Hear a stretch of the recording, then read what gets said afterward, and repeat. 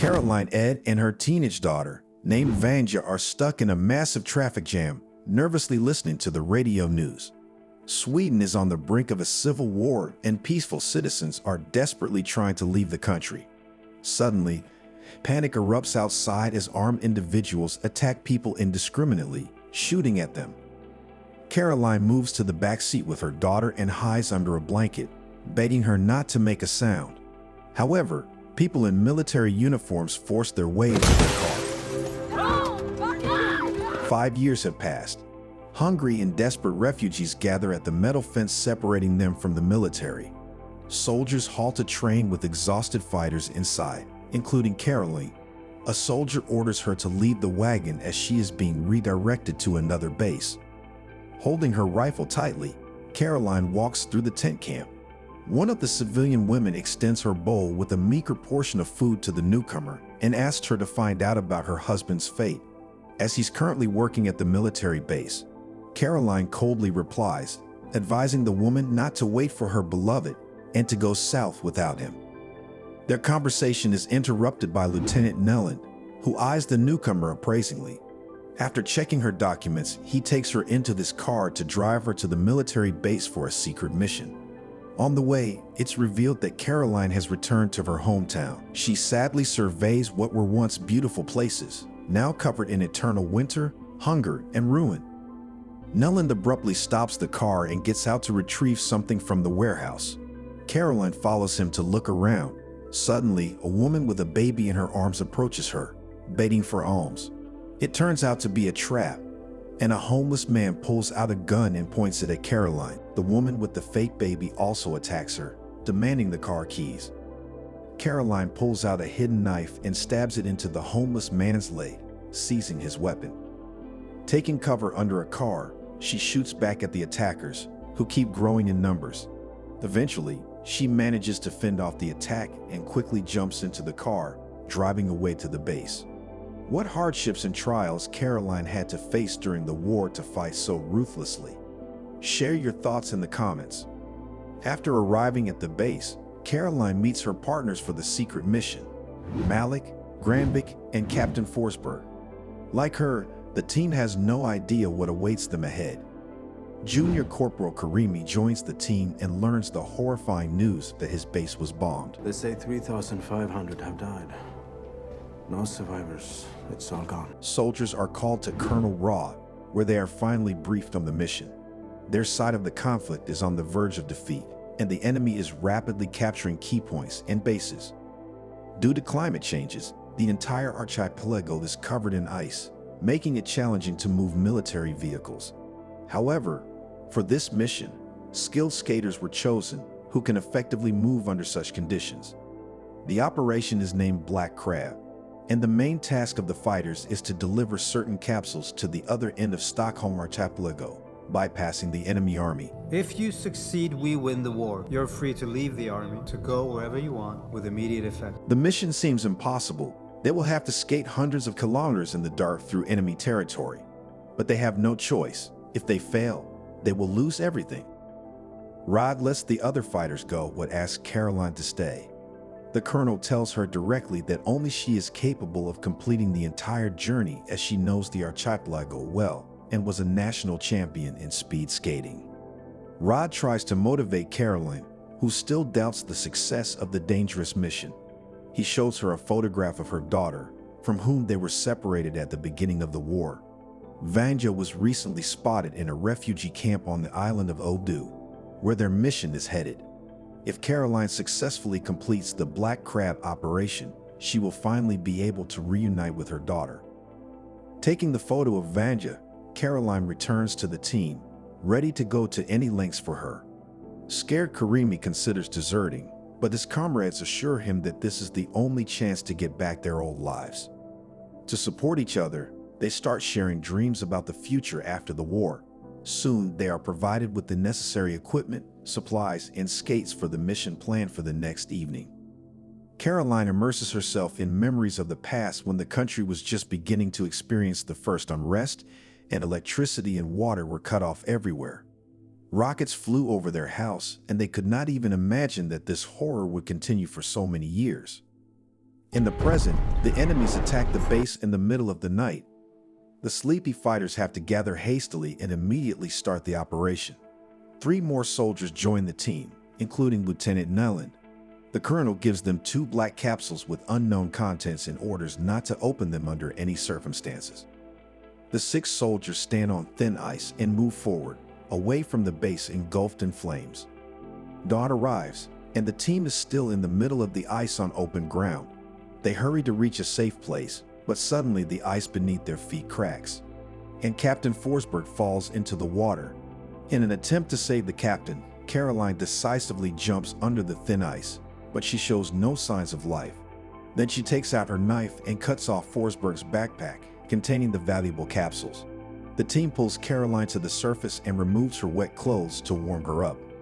The soldiers manage to reach the shore, where they take shelter in an abandoned house on land. After the tragic incident with Forsberg, the team decides to appoint Nellen as the new captain.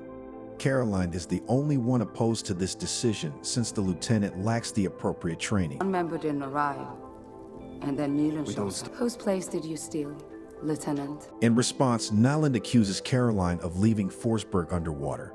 Malik interrupts their argument and insists that the lieutenant is next in the chain of command as he is senior in rank. Part of the team takes a break when suddenly Caroline wakes up to strange sounds. In a hurry, she rushes outside and catches Karimi transmitting radio signals to someone. The situation worsens as an enemy helicopter is coming straight at them. The team quickly rushes out of the house to escape the enemy fire. Caroline points a gun at Karimi's head, suspecting that he is a traitor and he gave away their location to the enemy. Malik swiftly restrains him and presses a knife to his throat, demanding answers. With a trembling voice, Karimi confesses that he wanted to know about the fate of his fiancée, who works as a radio operator at the F-18 base. He hoped to hear that she survived after the base was destroyed. Nellen decides not to punish Karimi and urges the team to continue the journey. They travel through the vast icy desert until darkness falls. Suddenly, Karimi stumbles over something and falls on the ice. The sight that meets the soldiers shocks them. Dozens of bodies lie under the ice, never having made it to the other side of the shore. After dealing with their emotions, the squad finds shelter near a small ice floe. However, the enemy helicopter approaches them again and begins firing. The fighters decide to scatter in different directions to confuse the enemy. In the end, they all manage to hide under a jetty. Nellen orders the team to get off the ice and continue along the shore to avoid an enemy fire. As they make their way through buildings, they notice a glowing light in one of them. Bursting inside, they discover a peaceful elderly couple. Despite constant shelling, the couple decided not to leave their homeland and hid from evacuation. The couple treats the soldiers to a modest dinner and a friendly conversation ensues. The old folks seem tense, and Nellen attentively watches their every move. Caroline accidentally knocks over a spoon and, leaning down to pick it up, discovers a machine pistol under the table. Events unfold rapidly from there. The old man grabs the weapon and opens fire. Nellen and Caroline have to shoot the couple, but Karimi also becomes a victim of the shootout.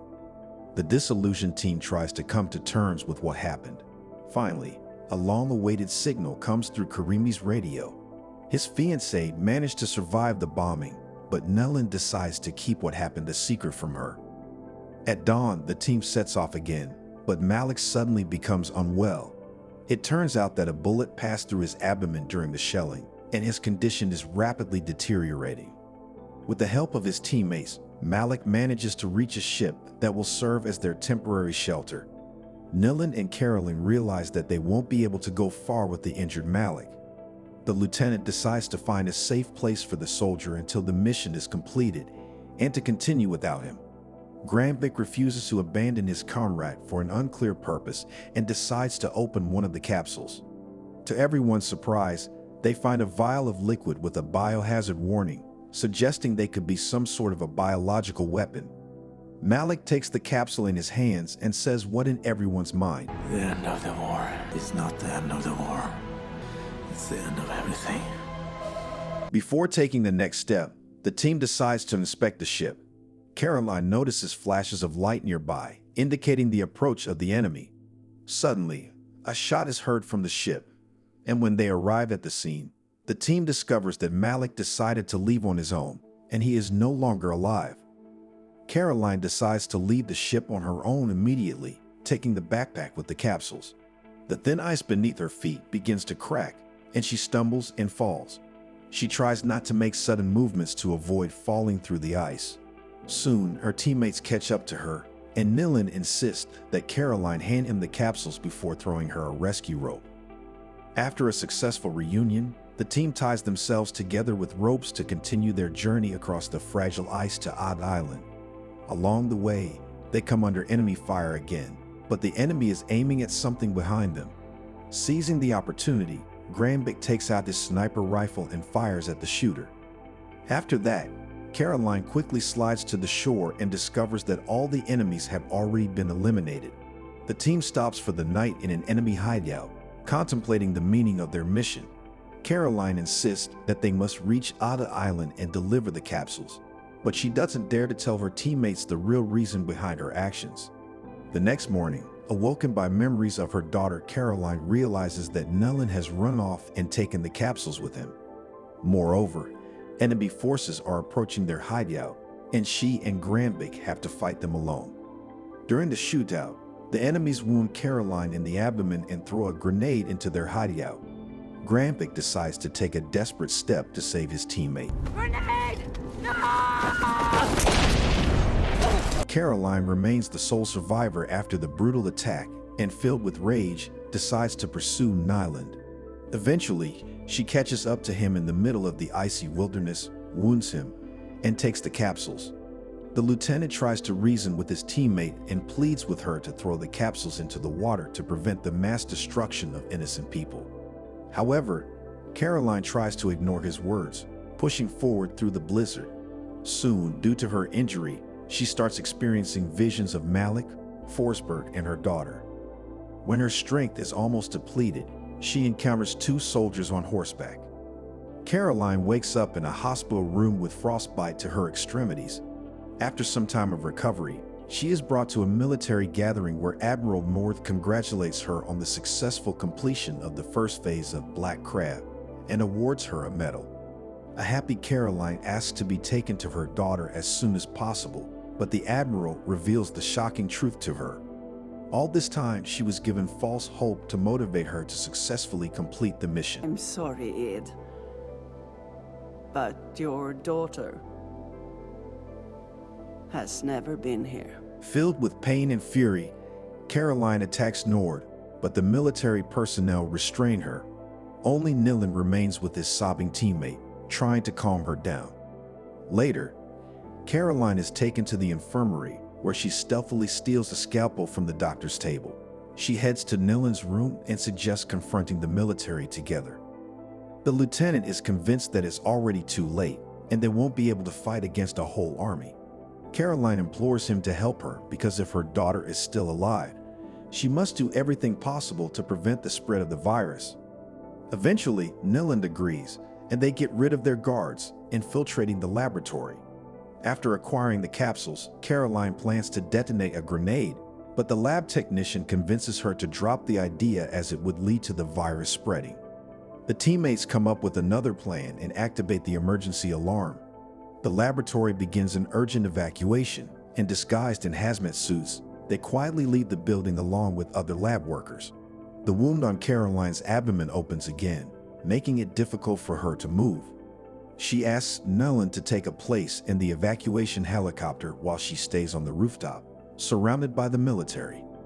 Admiral Nord persistently tries to persuade her to return the virus, claiming that it will help restore peace in their country, even if it means sacrificing some lives. However, Caroline has already made up her mind. Under the gun sights, she walks to the edge of the cliff, ready to sacrifice herself to prevent the dreadful future. From the helicopter's deck, Nilan watches her with concern and sees her stepping off the cliff. The grenade detonates, and the sea waves engulf Caroline. Underwater, she finds peace and finally reunites with her beloved daughter in her thoughts. She spends her final moments knowing she made the right choice. So, that's how Caroline Ed's tragic story ended. There are still many unanswered questions in the movie. Like, why did the Civil War start? And what were the goals of the opposing side of the conflict? And what actually happened to the main heroine's daughter? If I were Caroline, I wouldn't believe Colonel Roth's words. Despite her motherly instincts, she knew that in times of war, you can't trust anyone. And if you had a choice between establishing peace on Earth by destroying people or saving millions of lives by sacrificing yourself, what would you do? Share your thoughts in the comments.